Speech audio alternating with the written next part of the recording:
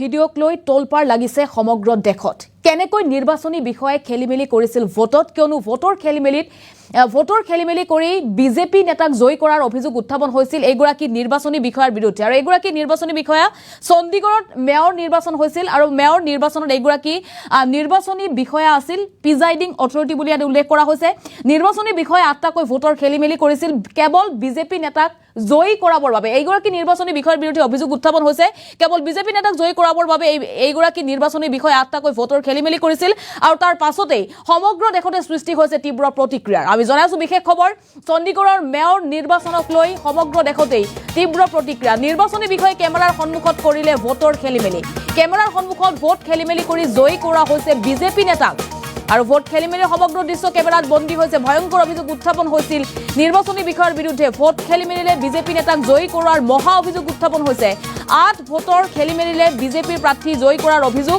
নিৰ্বাচনী বিষয়ৰ পক্ষপাতিত্বক লৈ উত্তাল হৈ পৰিছে সমগ্ৰ দেশ আপ কংগ্ৰেছৰ মিত্ৰজোঁটক পৰাজিত কৰি জয় হৈছিল বিজেপি আৰু চণ্ডীগড় মেয়ৰ নিৰ্বাচনৰ চাঞ্চল্যকৰ দৃশ্য কেমেৰাত বন্দী হৈছে ঘটনাৰ পাছতে বিজেপিক তীব্ৰ আক্ৰমণ কৰিছে অৰবিন্দ কেজৰিৱালে আৰু ইয়াৰ পাছতে সমগ্ৰ দেশতেই তীব্ৰ প্ৰতিবাদ হৈছে জনতাৰ সৈতে গাদ্দাৰীৰ অভিযোগ উত্থাপন হৈছে নিৰ্বাচনী বিষয়ে কেনেকৈ কেমেৰাৰ সন্মুখত ভোটৰ খেলিমেলি কৰিছে আমি আপোনালোকক এই দৃশ্য দেখুৱাম এই দৃশ্যৰ পাছতে সমগ্ৰ দেশতেই তীব্ৰ প্ৰতিক্ৰিয়া সৃষ্টি হৈছে কিয়নো কেৱল বিজেপি নেতাক জয় কৰাবৰ বাবে এই ভোটৰ খেলিমেলি কৰাৰ অভিযোগ উত্থাপন হৈছে এগৰাকী নিৰ্বাচনী বিষয়াৰ বিৰুদ্ধে আৰু মেয়ৰ নিৰ্বাচন হৈছিল চণ্ডীগড়ত মেয়ৰ নিৰ্বাচনত বিজেপি নেতা জয় হৈছিল 8টাকৈ ভোটৰ খেলিমেলিৰে বিজেপি নেতা জয় হৈছিল বেলটত ভোট হৈছিল যদিও এগৰাকী প্ৰিজাইডিং অফিচাৰে বিজেপি নেতাক জয় কৰাবৰ বাবে 8টাকৈ ভোটৰ খেলিমেলি কৰিছিল আৰু সমগ্ৰ দৃশ্য কেমেৰাত বন্দী হৈছে কেমেৰাৰ সন্মুখতে এনেদৰে ভোটৰ খেলিমেলি কৰা হৈছিল আৰু তাৰ পাছতে সমগ্ৰ দেশতে তীব্ৰ চাঞ্চল্য সৃষ্টি হৈছে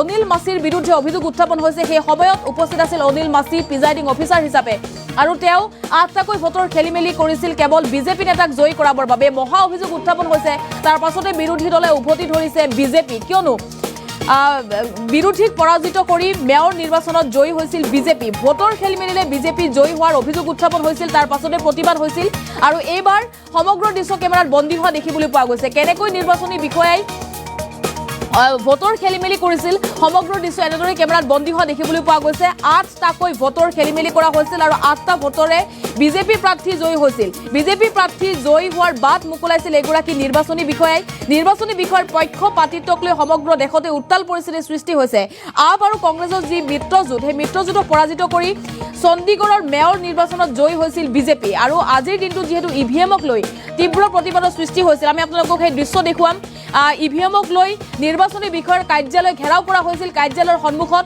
ইভিএম নালাগে বুলি ধ্বনি দি হাজাৰ লোকে তীব্ৰ প্ৰতিবাদ সাব্যস্ত কৰিছে আমি দুটা দৃশ্য দেখুৱাইছো এফালে ইভিএমৰ বিৰুদ্ধে প্ৰতিবাদ আৰু আনফালে আমি আপোনালোকক দেখুৱাইছো বেলটত হৈছিল চণ্ডীগড়ৰ নিৰ্বাচন মেয়ৰ নিৰ্বাচন হৈছিল বেলটত আৰু মেয়ৰ নিৰ্বাচনত এনেদৰে খেলিমেলি কৰা হৈছিল অৰ্থাৎ বেলটত নিৰ্বাচনো খেলিমেলি কৰা হৈছিল চণ্ডীগড়ৰ মেয়ৰ নিৰ্বাচনৰ পাছতেই সমগ্ৰ দেশতেই উত্তাল পৰিস্থিতিৰ সৃষ্টি হৈছে এক চাঞ্চল্যকৰ ভিডিঅ' পোহৰলৈ অহাৰ পাছতেই তীব্ৰ প্ৰতিক্ৰিয়া সৃষ্টি হৈছে বিৰোধীয়ে উভতি ধৰিছে বিজেপিক আমি আপোনালোকক সেই দৃশ্য দেখুৱাইছো সমগ্ৰ দেশতে এইবাৰ যিহেতু ইভিএমক লৈ তীব্ৰ প্ৰতিবাদ সাব্যস্ত হৈছিল নিৰ্বাচনী বিষয়ৰ কাৰ্যালয় ঘেৰাও কৰা হৈছিল ইভিএম আমাক নালাগে বুলি স্পষ্ট ৰূপত এইসকল লোকে কৈছিল আৰু তীব্ৰ প্ৰতিবাদ সাব্যস্ত কৰিছিল আমি আপোনালোকক সেই দৃশ্য দেখুৱাইছো ইভিএমৰ বিৰুদ্ধে তীব্ৰ প্ৰতিবাদ সাব্যস্ত কৰা হৈছে আৰু আনফালে কেনেকৈ বিজেপিক জয়যুক্ত কৰাবৰ বাবে ভোটৰ খেলিমেলি কৰিছিল সমগ্ৰ দৃশ্য বন্দী হৈছে কেমেৰাত এগৰাকী নিৰ্বাচনী বিষয়া সেই সময়ত উপস্থিত আছিল প্ৰিজাইডিং অফিচাৰ অনিল মাছিৰ বিৰুদ্ধে অভিযোগ উত্থাপন হৈছে ভোট খেলিমেলিৰ মহা অভিযোগ উত্থাপন হৈছে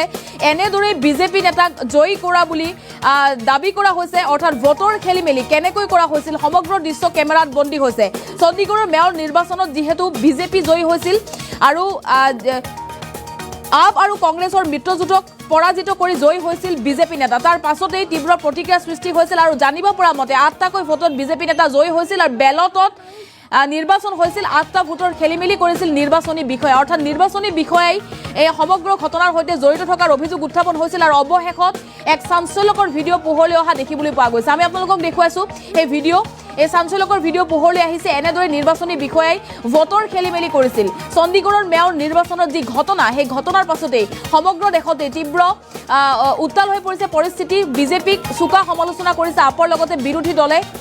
যেহেতু বিজেপি নেতাক জয়ী কৰা হৈছিল ভোট খেলিমেলিলে, আৰু তাৰ পাছতেই চণ্ডীগড়ৰ যি মেয়ৰ নিৰ্বাচন, সেই মেয়ৰ নিৰ্বাচনে দেশৰ ৰাজনৈতিক মহলত তীব্ৰ প্ৰতিক্ৰিয়া সৃষ্টি কৰা দেখিবলৈ পোৱা গৈছে। এগৰাকী নিৰ্বাচনী বিষয়া হৈও নিৰ্বাচনী বিষয়াই এনে কাম কৰিব পাৰিব বুলি কোনো ভবা নাছিল, আৰু কেমেৰাত সেই দৃশ্যবন্দী হৈছে 8টাকৈ ভোটৰ খেলিমেলিৰে বিজেপি নেতাক জয়যুক্ত কৰা হৈছে, আৰু তাৰ পাছতেই উত্তাল পৰিস্থিতিৰ সৃষ্টি হৈছে। এই ঘটনাৰ বিৰোধিতাৰে তীব্ৰ প্ৰতিবাদ সাব্যস্ত কৰা হৈছে, আৰু আমি এফালে আপোনালোকক দেখুৱাইছোঁ ইভিএমৰ বিৰুদ্ধে আজিৰ দিনটোত তীব্ৰ প্ৰতিবাদ কৰা হৈছিল। ইভিএম নালাগে, বেলটত নিৰ্বাচন হ'ব লাগে বুলি এইসকল লোকে নিৰ্বাচনী আয়োগৰ কাৰ্যালয়ৰ বাহিৰত এনেদৰে প্ৰতিবাদ কৰিছে। নিৰ্বাচনী আয়োগৰ কাৰ্যালয় ঘেৰাও কৰি ইভিএম নালাগে, ইভিএম বন্ধৰ দাবীৰে এনেদৰে প্ৰতিবাদ কৰিছে এইসকল লোকে। হাজাৰ হাজাৰ লোক ৰাজপথলৈ নামি আহি তীব্ৰ প্ৰতিবাদ কৰিছে ইভিএমৰ বিৰুদ্ধে। ইভিএমৰ বিৰোধিতাৰে এইসকল লোকে প্ৰতিবাদ কৰিছে।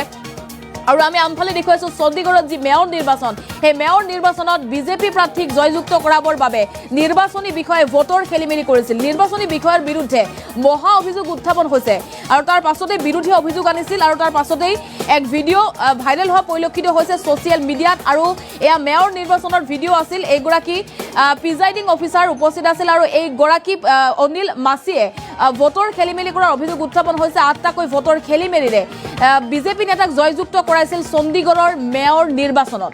আৰু আৰু কংগ্ৰেছৰ যি মিত্ৰজোঁট, সেই মিত্ৰজোঁটক পৰাজিত কৰি জয়ী হৈছিল বিজেপি। তাৰ পাছতেই চণ্ডীগড়ৰ মেয়ৰ নিৰ্বাচনে সমগ্ৰ দেশৰে দৃষ্টি আকৰ্ষণ কৰা পৰিলক্ষিত হৈছে।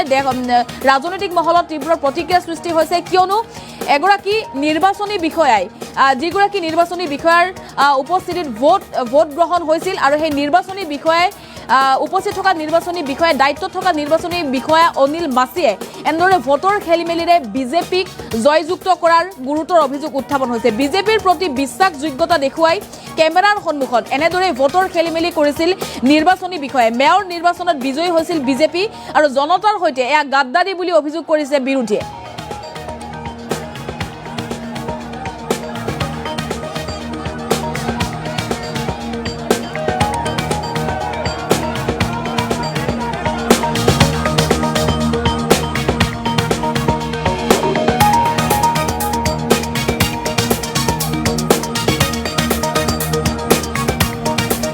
আমি আপোনালোকক সেই দৃশ্য দেখুৱাই আছোঁ। এনেদৰেই মেয়ৰ নিৰ্বাচনত খেলিমেলি হৈছিল, মহা অভিযোগ উত্থাপন হৈছিল ভোট খেলিমেলিৰ, আৰু নিৰ্বাচনী বিষয়াই কেমেৰাৰ সন্মুখত এনেদৰে ভোটৰ খেলিমেলি কৰিছিল। ভোট খেলিমেলিৰে বিজেপি নেতাক জয়যুক্ত কৰা হৈছিল। 8টা ভোটৰ খেলিমেলিৰে বিজেপি প্ৰাৰ্থী জয়ী হৈছিল। বিজেপি প্ৰাৰ্থী জয়ী হোৱাৰ বাট মোকলাইছে নিৰ্বাচনী বিষয়াই। নিৰ্বাচনী বিষয়াৰ পক্ষপাতিত্বক লৈ উত্তাল হৈ পৰিছে সমগ্ৰ দেশ, আৰু নিৰ্বাচনী বিষয়াৰ কাৰ্যালয় আজিৰ দিনটোত ঘেৰাও কৰা হৈছে। বিভিন্ন দাবীৰে ইভিএম বন্ধৰ দাবীৰে নিৰ্বাচনী বিষয়াৰ কাৰ্যালয় ঘেৰাও কৰা হৈছে। আৰু যিহেতু চণ্ডীগড়ত যি মেয়ৰ নিৰ্বাচন, সেই মেয়ৰ নিৰ্বাচনে সমগ্ৰ দেশতে উত্তাল পৰিস্থিতিৰ সৃষ্টি কৰিছে। তীব্ৰ প্ৰতিবাদ হৈছে এই ঘটনাৰ পাছতে বিৰোধীয়ে উভতি ধৰিছে। আমাৰ হাতত মন্তব্য আছে অৰবিন্দ কেজৰিৱালৰ, সেই মন্তব্য আগবঢ়াইছোঁ।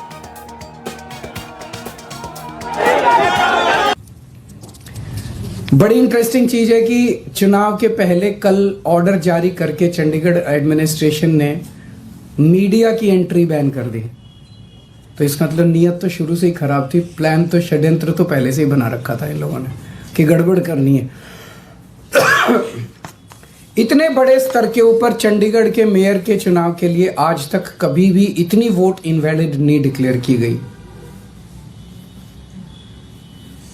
36 में से 8 वोट इनवैलिड, मतलब 25% वोट। अगर इनसे 36 वोट काउंट करने में इतनी बड़ी धांधली कर रहे हैं, देश का जब बड़ा चुनाव होगा उसमें तो 90 करोड़ वोट पड़ते हैं, उसमें तो पता नहीं किस लेवल की धांधली करते हैं ये लोग। और 25% क्या, अगर उस चुनाव में तो 5-6% की भी वोट अगर इधर उधर हो जाए तो सब। तो आज का चुनाव ये दिखाता है कि किस तरह से ये जीतने के लिए, सत्ता पाने के लिए किसी भी हद तक जा सकते हैं। बड़े चुनाव में लोग तो कह रहे हैं ईवीएम तो होगा ही होगा गड़बड़। मुझे लगता है ये कुछ भी करते होंगे, वोटर लिस्ट ये फर्जीवाड़ा करते हैं, फर्जी वोट डलवाते होंगे, ये ईवीएम करवाते होंगे, सब कुछ करते होंगे जीतने के लिए। और मैं ये सोच रहा था कि अगर भगवान की दया से उसके बावजूद भी अगर ये नहीं जीते और हार गए तो ये ट्रंप की तरह कुर्सी नहीं छोड़ेंगे। फिर ये मतलब उस दिन कुर्सी से चिपके रहेंगे, चाहे मार्शल लॉ लागू करना पड़े देश में, ये कुर्सी नहीं छोड़ने वाले। तो ये देश के लिए जो आज दिखा, पूरे देश के अंदर पूरे देश ने देखा, सारे मीडिया ने चलाया, ये बहुत खतरनाक है। और हम सब लोगों को, जो लोग इस देश से प्यार करते हैं, हम सब लोगों को इसका पुरजोर विरोध करना है और इन सबको रोकना है। जेपी नड्डा जी से पूछिए कि 8 वोट इनवैलिड किस बेसिस पे किए उन्होंने। उनसे पूछिए कि क्या उनके पदाधिकारी ने जिस तरह से वोट्स को टेम्पर किया, फोर्जरी की, क्या वो इसको सही मानते हैं? क्या वो इस तरह की प्रैक्टिसेस को, इलेक्टोरल मैल प्रैक्टिसेस को, चुनाव के दौरान इस तरह की बेईमानी को सही मानते हैं? और क्या वो इस तरह से पाई गई जीत को सही मानते हैं? क्या वो इसको अनैतिक नहीं मानते? क्या वो इसको देश के लिए नुकसानदेह नहीं मानते? क्या केवल येन केन प्रकारेण जीतना उनके लिए सब कुछ है? मार के, पीट के, वोट टेम्पर करके, सब कुछ करके बस जीत जाओ किसी भी तरह से। बड़ी इंटरेस्टिंग चीज है कि चुनाव के पहले कल ऑर्डर जारी करके चंडीगढ़ एडमिनिस्ट्रेशन ने मीडिया की एंट्री बैन कर दी। तो इसका मतलब नीयत तो शुरू से ही खराब थी, प्लान तो, षड्यंत्र तो पहले से ही बना रखा था इन लोगों ने कि गड़बड़ करनी है। इतने बड़े स्तर के ऊपर चंडीगढ़ के मेयर के चुनाव के लिए आज तक कभी भी इतनी वोट इनवैलिड नहीं डिक्लेयर की गई। 36 में से 8 वोट इनवैलिड, मतलब 25% वोट। अगर इनसे 36 वोट काउंट करने में इतनी बड़ी धांधली कर रहे हैं, देश का जब बड़ा चुनाव होगा उसमें तो 90 करोड़ वोट पड़ते हैं, उसमें तो पता नहीं किस लेवल की धांधली करते हैं ये लोग। और 25% के अगर उस चुनाव में तो 5-6% की भी वोट अगर इधर उधर हो जाए तो सब। तो आज का चुनाव ये दिखाता है कि किस तरह से ये जीतने के लिए, सत्ता पाने के लिए किसी भी हद तक जा सकते हैं। बड़े चुनाव में लोग तो कह रहे हैं ईवीएम तो होगा ही होगा गड़बड़। मुझे लगता है ये कुछ भी करते होंगे, वोटर लिस्ट ये फर्जीवाड़ा करते हैं, फर्जी वोट डलवाते होंगे, ये ईवीएम करवाते होंगे, सब कुछ करते होंगे जीतने के लिए। और मैं ये सोच रहा था कि अगर भगवान की दया से उसके बावजूद भी अगर ये नहीं जीते और हार गए तो ये ट्रंप की तरह कुर्सी नहीं छोड़ेंगे। फिर ये मतलब उस दिन कुर्सी से चिपके रहेंगे, चाहे मार्शल लॉ लागू करना पड़े देश में, ये कुर्सी नहीं छोड़ने वाले। तो ये देश के लिए जो आज दिखा, पूरे देश के अंदर पूरे देश ने देखा, सारे मीडिया ने चलाया, ये बहुत खतरनाक है। और हम सब लोगों को, जो लोग इस देश से प्यार करते हैं, हम सब लोगों को इसका पुरजोर विरोध करना है और इन सबको रोकना है। जेपी नड्डा जी से पूछिए कि 8 वोट इनवैलिड किस बेसिस पे किए उन्होंने। उनसे पूछिए कि क्या उनके पदाधिकारी ने जिस तरह से वोट्स को टेम्पर किया, फोर्जरी की, क्या वो इसको सही मानते हैं? क्या वो इस तरह की प्रैक्टिसेस को, इलेक्टोरल मैल प्रैक्टिसेस को, चुनाव के दौरान इस तरह की बेईमानी को सही मानते हैं? और क्या वो इस तरह से पाई गई जीत को सही मानते हैं? क्या वो इसको अनैतिक नहीं मानते? क्या वो इसको देश के लिए नुकसानदेह नहीं मानते? देखिए, ये पीछे 2-3 सालों से इलेक्शंस हो रहे हैं हमारे मेयर के।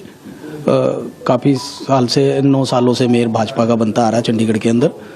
और इनका यही होता है, हर साल बार एलिगेशन ही लगाते हैं। तो कोई बात नहीं, लगाई जाए, हमें पता है, हमें तो काम करना है, लोगों का, पब्लिक का काम करना है। जो जिम्मेदारी हमें पार्टी ने दी है उसको बाखूबी हमें